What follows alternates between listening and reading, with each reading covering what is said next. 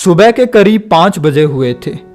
हर जगह सन्नाटा छाया हुआ था, कोहरा छाया हुआ था, कुछ नहीं दिख रहा था।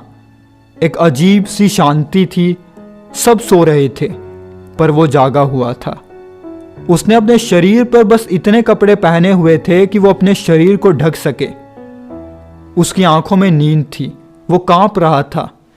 उसने अपनी रेडी को उठाया और वहां से चल दिया। वो पास ही के गोदाम में पहुंचा। वहां एक ट्रक से माल उतर रहा था। उसने अपनी रेडी को साइड में लगाया और काम पर जुट गया।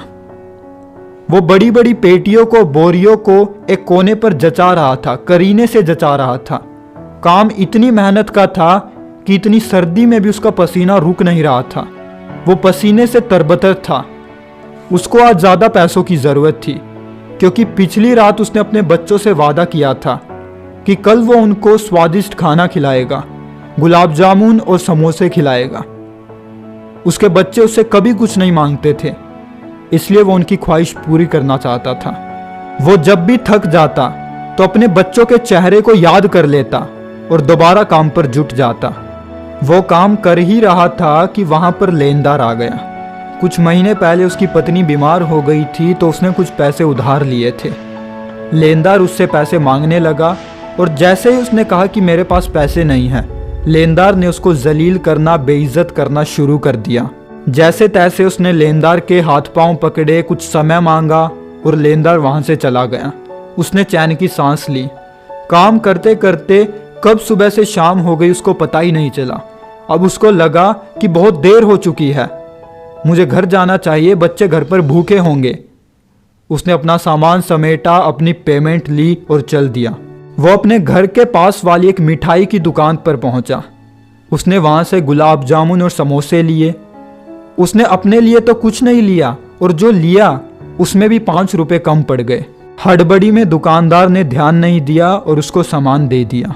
वो रेलवे स्टेशन के पास पहुंचा। रेलवे स्टेशन के पास उसकी एक झुग्गी थी, घर भी नहीं था और उस झुग्गी में कोई गेट भी नहीं था।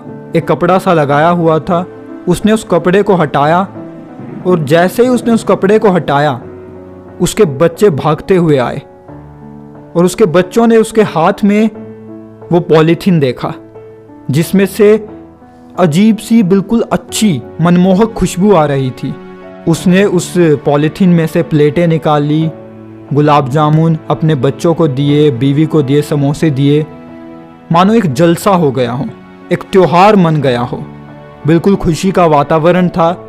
उसकी बीवी ने उसको कहा आप भी खा लीजिए। वो बोला मैं तो दुकान पर बहुत खा के आया हूं। तो सब शांति से सो गए। अब भूखे पेट नींद थोड़ी आती है, वो भी तब जब पूरा दिन मेहनत की हो, मजदूरी की हो। वो रात को उठा। उसने एक बर्तन में से सूखी रोटियां ली, आम का अचार लिया और उसके लिए वो किसी शाही खाने से कम नहीं था और वो उनको खाने लगा। वो अपनी जीत को महसूस कर रहा था कि जो उसने अपने बच्चों से वादा किया था उसने पूरा करके दिखाया। वो भगवान को शुक्रिया अदा कर रहा था कि भगवान ने भी उसकी बहुत मदद की। लेनदार को वापस भेज दिया।